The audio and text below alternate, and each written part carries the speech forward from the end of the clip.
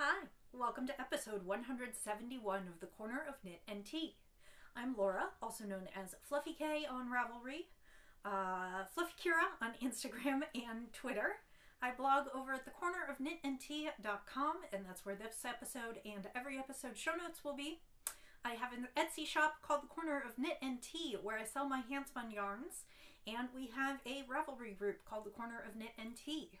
Currently, we are forming a Corner of Knit and Tea, or Team CKT, for the Valentines Games, which is a project to sort of go alongside the Olympic Games. Basically, you set a goal for yourself during the Olympics, and you cast on at the opening ceremonies and cast off by the closing ceremonies. Or there are other things you can do. For instance, if you want to tackle some whips in your pile or frog something from a while ago. Also, you can spin, crochet, those kinds of things. So all the details are in the group, and I've also provided a link to the main group. It is a Ravelry-wide contest, although I also have other stuff going on in my group. Basically, pick a project that's challenging to you, participate, share photos, cheer other people on, and I will random draw for prizes throughout and then also at the end. So if you're interested in watching the Olympics and or coming up with a project, that is up to you.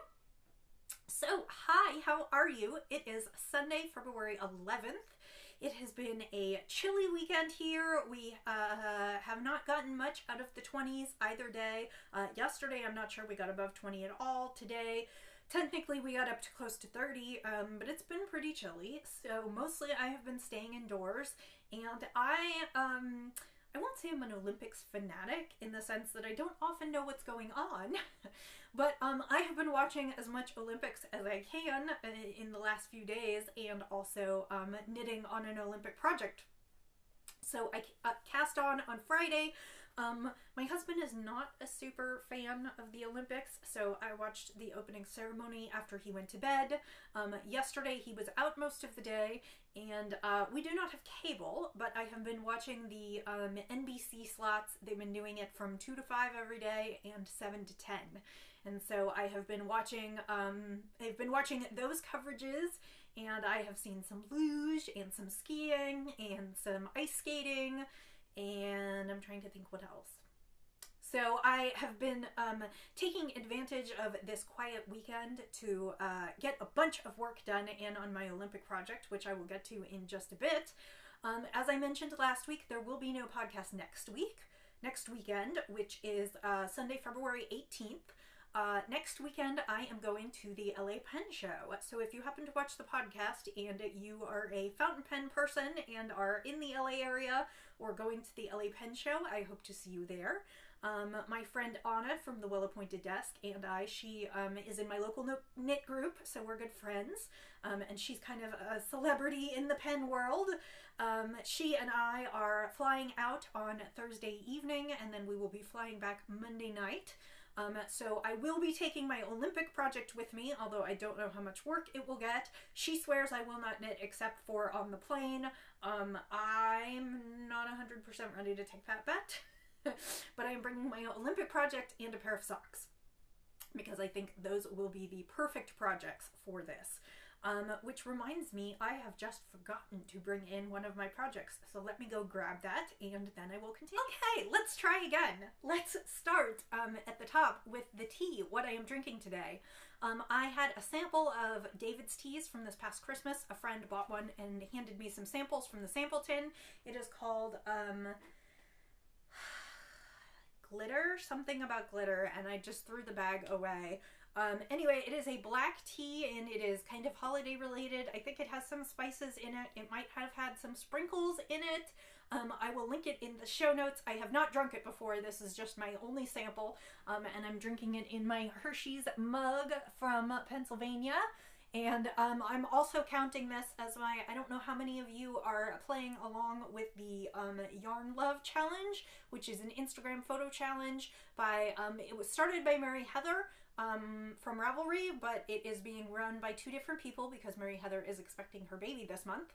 And the prompt today was smell, and most often when I am knitting, I am smelling tea that I'm drinking. So this is, it might be glitter and gold, but it is black tea from David's Teas. Ooh, that's good. It's a little bit nutty and a little bit spiced.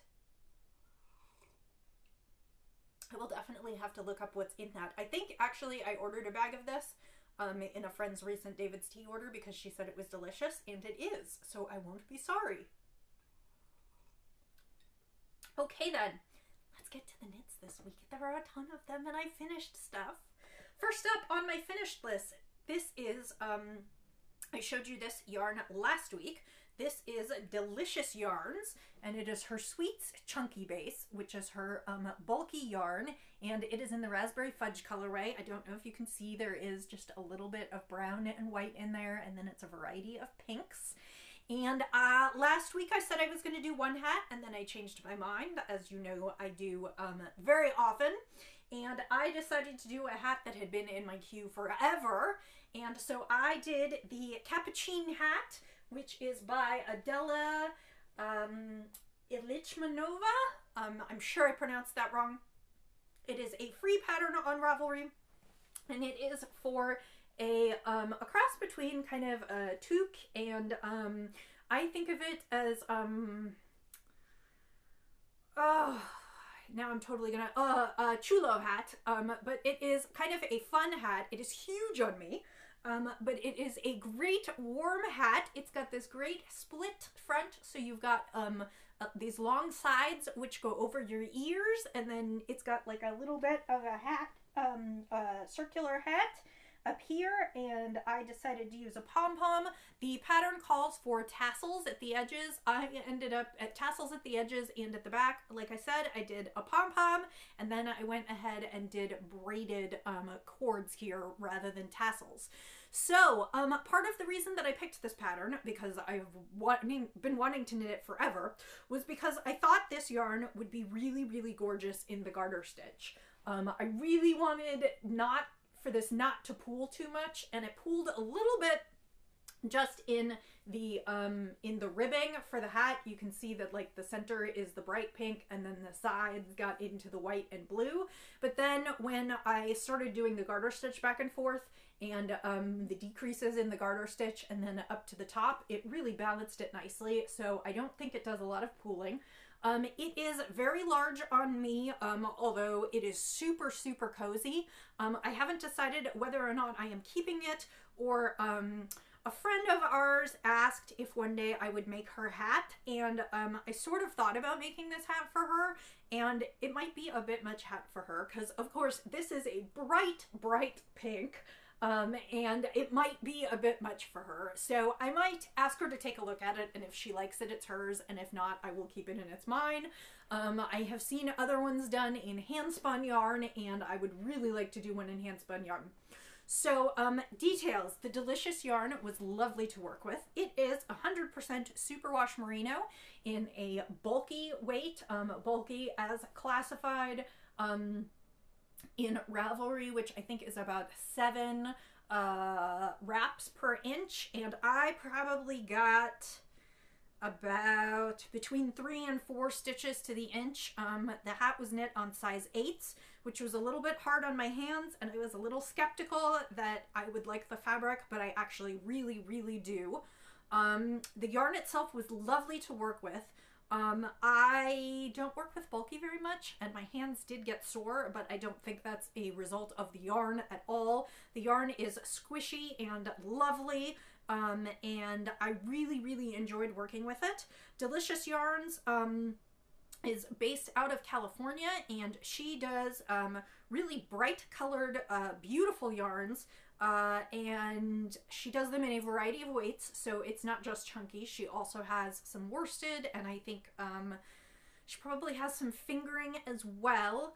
and she does a variety of dyeing patterns. This was sweets, which was kind of an all-over chunky. She also has sprinkles, which is, it's not exactly speckled, but it's little pops of color in white. And then she has licorice and sprinkles, which is black and little pops of color on white. And she just has a variety of fun dyeing techniques, and then most of them are in these lovely bright colors. So if I had it to do it again, I might not choose pink for myself, but I am very, very, very happy with this. The hat itself, so the pattern, just a quick note about the pattern. I think the pattern's a little off. It was written for bulky and super bulky, and because my yarn was bulky, I followed the bulky pattern. But if I had actually followed the pattern as written, it would have been even bigger than it is on me today. It is a generous sizing, but it fits appropriately kind of in length. I followed the guidelines for length, which led me to cut off a huge chunk of the garter section. So, pattern so-so, even though it lends itself to a really, really cute finished product. Pattern said it called for 100 meters of yarn for the hat proper, and then another 100 for all the tassels and everything. I used 165 meters roughly, and I would say I would have run out on the hat well before I finished the crown decreases. So the hat itself probably took more like 125, 140, and then the rest I put into tassels and a pom-pom. So overall, very, very pleased with the yarn.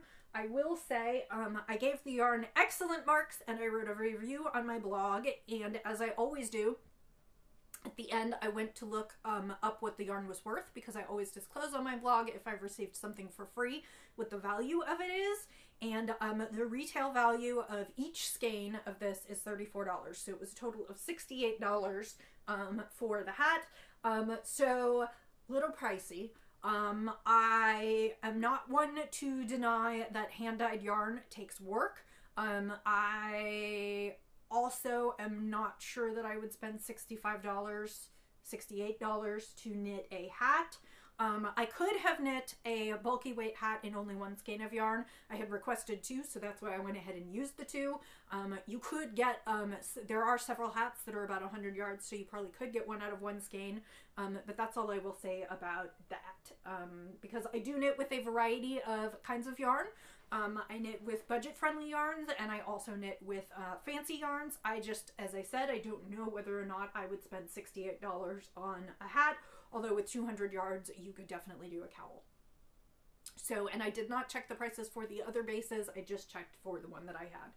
So that is Delicious Yarns. The colorway is Raspberry Fudge, the yarn was Sweets Chunky, and the hat is Capucine, and all of those details are on my project page. So that was my first finish for the week. That only took me about 2.5 days, and part of that was that I originally cast on for another hat and then changed my mind. So, yes. The second thing I finished, and I am so happy to bring it to you, is I finished my Opal Advent blanket. So this is the 10-stitch twist by Frankie Brown, and I used my Opal Advent kit this year, which was 24 mini skeins of opal, and they were the Rainforest 13 series, the Fresh and Juicy, and the Socken design. And then I had 2 minis from a previous year, so I threw those in there as well. And then the final edge is Opal Sweet and Spicy, which I had a full skein of. And I did almost all of the round. I actually stopped just a little bit short. I stopped where the 14th round would have started. I know that I said I was going to go all the way around, but the last section here was kind of colorful, so I just left it. So it is most of the round, so I didn't quite finish it. It starts here, and I did probably 3/4 of the round. And then I did kind of a little, you can either leave it as it is, or you can kind of taper it off, and I went ahead and tapered it off. So I am currently at, it is 40 inches across, so it is about the size of a baby blanket. It is perfect as a lap blanket. It will probably live in here with my other blanket so I can see it every day. All the ends are woven in except for the very last one. And this is because last week I said something, which was maybe I'll get a crazy hair and I'll order next year's kit, next year's Opal Advent Blanket Kit, and keep adding to it. And then the more I thought about it, the more I was like, maybe I will. So for now, it is bound off, and the only end that isn't wound in is this last little bit, so that I can undo this last tip here if I really want to and pick up and start again. I have no idea if I will feel like I want to when next year's comes around, but if I remember, I think I ordered the kit in August or September, so I can think about it then, and we'll see. So, but I am calling it done. It is almost 2,000 yards. I think I came up at 1,994 yards. It was knit basically since the 1st of December through now. And I am super, super pleased with it. It was a super fun knit. And like I said, I can't decide if I'll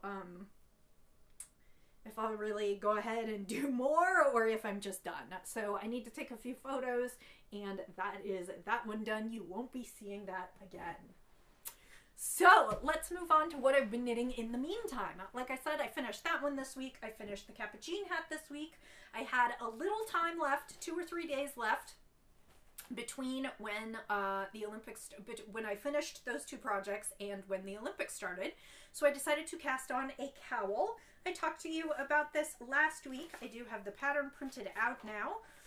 This is the lowbrow cowl by Tao Nguyen. She is from the Nerdbird Makery, and she is also the one who has been doing the knitting resistance. Let me think about this. She's done some tote bags and she's done some shirts, and I actually have one of them, but she's done several designs. Anyway, this is her cowl. It is a beautiful cowl that has some leaves on it, and then what I thought was seed stitch, but it turns out it's garter stitch, which is really nice.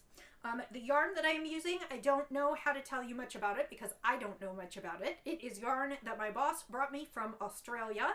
It is this beautiful kind of bricky orangish reddish colorway. It's more orange, but it's kind of a brick, and it's almost got a little bit of a pink tone. I don't even know how to describe it. Maybe coral, except it's darker than that. It is beautiful orange yarn. It is a Polworth, and the package said that it was 200 grams. It appears to be about a worsted weight, so I am taking a guess that the ball is between 300 and 400 yards. And because I went and looked at where it came from the Wool Museum in Australia, and I looked in their gift shop, and they have no information about yarns in their gift shop. So I am kind of flying blind here, but I'm guessing it's enough for a cowl, and I picked a cowl that has a lace chart that has several repeats, so if I start to run out of yarn, it will just end sooner. So I cast it on, and I am an inch or 2 into it. And so far, I really, really like it. The pattern is very intuitive. I kind of checked the chart because this is my first repeat through the chart, but it's definitely not terrible. And you can't even completely see what I'm doing. You can sort of see the first leaf repeat in there, kind of, sort of. So it's got this cool kind of like ribbing pattern, and then, like I said, you can kind of see where I'm starting the leafy lace. So I am like partway through the first chart. Like I said, I didn't get super far in on it. I cast it on Wednesday, worked on it Wednesday, Thursday, and Friday at lunch. And then now I am working on my Olympic project. I suspect I'll throw this one in my suitcase to LA because, oh my God, what if I run out of yarn projects? What if I run out of knitting projects and I don't have anything to knit? But I suspect that I will maybe finish this the last week in February, I hope, once I finish my Valentines project. So we will see, but that is lowbrow in the yarn that my boss brought me. and I'm really looking forward to finishing it also, not only to wear it because it's nice and soft, but also to show him that I took the gift that he brought me and turned it into something. So the final project that I am working on is my Olympic project. And as I said last week, I thought about changing my Olympic project. Oh, you know what? And I didn't bring the pattern with me. I thought about changing my Olympic project from a sweater to a poncho kit. And it is the Potawatomi poncho by Carol Sunday. It is a beautiful, simple poncho with some cabling paneling on one side and some fringe. And I am knitting it in, it is Sunday Knits. Let me show you. It is her yarn. It was a kit that I bought. It's Sunday Knits Nirvana 5-ply. And that is, let's see, it is I believe it was referred to as a light worsted weight yarn, 50 grams. The colorway is berry, and it's 92% extra fine merino, 8% premium cashmere. And like I said, the colorway is berry, so it's this great kind of mauve colorway that I really like. And I cast this on Friday night, and I am fairly far into it. I am alternating skeins because it is hand dyed, even though it's kind of a solid color. I did not want, if there's one skein out there that's a little weird, to have a weird stripe in my project. And I am almost done with the first 2 balls. That's about 250 yards in. A little more than that. I get 270 yards in. And I was at, I think, about 11 inches last night, and I've done a little more today. As you can see, it's a pretty plain side. It starts with some ribbing, and then I'm working on the cable panel. This poncho, I don't want to give away the secret sauce, but it's worked all in one piece, so there will be neck shaping and a variety of other things to come. I have a few more inches before things start to get interesting, and then several inches where things are really, really interesting, and then I'll go back to the other side. So I am hoping to get more work on this in tonight and maybe get up to the neck. The neck is at 16 inches, so I'm hoping to get up there tonight and maybe even start on the neck. And then I plan to take this with me to Los Angeles and work on it on the plane in both directions, and maybe a little bit in the evenings, maybe not. It's not the most social project since I do have to cable and stuff. And yeah, but I'm hoping to finish it. My hope is maybe that I'll finish most of the knitting on the trip, and then when I get home I can do the, there's a collar and do the finishing work. And then the other interesting thing is, I think I talked about this. So the really interesting thing about this pattern is that when she first did the pattern, she billed the pattern as you could you cut the yarn every row, and so you never have to purl because you always pull the stitches back to the beginning and start again. And I didn't want to cut my yarn every row. The cut yarn every row. Well, okay, let me think about this. You didn't cut the yarn every row. You cut the yarn every other row. You cut yourself a length of yarn long enough that you could knit both rows, and then the ends would become your fringe. And I decided that I did not want to do that because I was afraid that if for any reason I didn't like this project, my yarn would be in a million pieces at the end. So first someone came up with their own idea, and then the designer actually revised the pattern to include it. What she does is she has you cast on extra stitches on the side where the fringe is going to be, and then later you're going to drop these stitches down and cut and knot the fringe. So I thought that was really interesting too. So I am knitting this poncho all in one piece. It'll be one big long rectangle, and then we'll fold it and seam it and add some other details. So that is where I'm at. Like I said, I've been watching a ton of Olympics this weekend. I wanted to front load it. I know it looks like I'll be done with it in no time. I wanted to front load it because I know this week is going to be busy. Wednesday is Valentine's Day, so my husband and I don't make a big deal out of it, but we always go out to dinner. And then we go shopping for something together this year. So lest you think, all of my friends keep saying to me, oh, it's so cute, you're like newlyweds. And our 10th wedding anniversary is coming up this year. So the first Valentine's Day that we spent together, we dated long distance for 4 years. And so we never spent Valentine's Day together because he was in school and I was in work and school. And so we were always, like, it wasn't spring break or Christmas break. We were always busy in our own towns. And he was in Kansas and I was in California. So we never spent Valentine's Day together for the first 4 years we dated. And we spent our first Valentine's Day together the same year we got married. And he had wanted to take me to this big fancy restaurant in town, and he had called too late to get reservations. And so we went to this little Thai restaurant near our house, and we left it. And it has become our favorite restaurant. And we have gone to that restaurant every year on Valentine's Day ever since. And so far it has not caught on because we're usually one of the few. I always call and make a reservation, and usually we're one of the few couples there. So we always go for Thai food. And then generally we don't treat Valentine's Day as a gift giving holiday. I know people do, but we just generally don't. We've always thought about it sort of as a token gift. Like, there were years that I bought him a CD or a book. And then some years we bought each other unconventional gifts, but we've bought them because it's things that we're thinking about. So a couple of years ago on Valentine's Day, this was right when my husband started getting into fitness, he said, you know, I was thinking about buying us Fitbits for Valentine's Day, but I was thinking that that would be a really terrible gift because I want one, but I don't know if you want one, and I don't want it to sound like I'm telling you to get in shape. Well, at the time, I had been waiting for him to decide he wanted to get in shape, and I thought I would go along with him. That was before he started all the marathon running. That was just like in the beginning where he wanted to walk several times a week. Anyway, so we went, and after dinner we went and bought each other Fitbits for Valentine's Day gifts. So this year, the big thing that we've been doing is for Christmas he got a bunch of cookbooks, and we have been cooking a lot of Asian food. It's he's gotten several books that have everything from Chinese to Japanese to Vietnamese to Korean to Indian food. And we've been doing a lot of cooking, and I've been doing a ton of stir frying. And I said, you know what would be really nice? It would be really nice if we got a wok. And so then about a week ago, I said to him, you want to go get a wok for Valentine's Day? So on Valentine's Day, we're going to go out and have Thai food, and then we're going to go buy a wok at a local Japanese market. A local Asian market, I guess, because I guess technically wok is Chinese.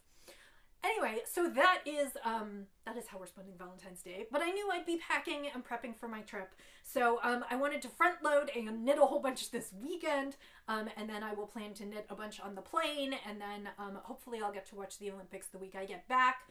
Although the closing ceremonies will be coming up not too long after that. So here's hoping I finish this project. I've had this kit in my stash for at least 2 years now, I think. So it feels really, really good to be getting it out of stash. I had the first 2 skeins of this yarn wound, and I think I had swatched them maybe, and then I had a big box with all the other skeins, because when I ordered the kit from her, it came in this beautiful box with tissue paper and wrapped and everything, and I had the box up in the top of one of my Bakos racks in here. And it felt so good to get the box down and to wind all the yarn and to like use yarn that I've had in my stash forever. Remind me of that when I start going to knitting conventions and things in the next couple months and I start buying all the new yarns. But remind me that it feels good to use stash. So this is my Olympic poncho, Potawatomi by Carol Sunday, and that was a lot of digressions, so thank you for bearing with me. The final itty bitty bit of spinning that I did this week was I spun up, last week I showed you the bats from Crazy Spinsters that we made bats from, and I spun up the orange one first and I finished it, and it is kind of orange and green, and I do like it. It is a little bit more muted than I wanted. I would have loved to have more of the orange stand out rather than the green and the yellow. It is definitely fall and harvest colors. I have not washed it. I lost some of the singles because, so I don't even want to say I was being lazy because I wasn't exactly. I was sitting and watching the Olympics and my hand hurt, so I had stopped knitting, and so I decided that I would wind the singles off the bobbin onto a Nosta pin. Bad idea, really bad idea. Normally I wind the singles off my bobbin using my ball winder, and then I ply from both ends of the ball to make a center pole ball so I can ply from both ends. And that was what I tried to do on the Nostipin, and basically I had to throw away like the last chunk of it. So I actually got less than I should have out of it because it got completely tangled beyond all reason. But so this is 1.8 ounces. I believe it was 50 grams, and it's about 100 yards of a 2-ply. And I don't know what I'm going to do with it. I haven't washed it yet. I will do that. And then I have the previous year's bats, and I've gotten a few like one-off bats that are maybe like 2 ounces or whatever, and I've just spun them up and put them in a bin of hand spun. And I figure one day I will have all of these little skeins of hand spun, and I'll just do something with all of them. I'll do a color work project or like a scrappy project or something, and I'll have all of these different colors. So that is what I did this week. Actually, because I had some free time last night, I started on the second bat. I don't know when I'll finish it. Probably not this week, I wouldn't think. Maybe the following week. I'm trying to, I mostly want to be knitting, but when my hands get tired of doing the cabling and holding the needles, which they do after several hours, I have been spinning instead because it's just a little something different for my hands.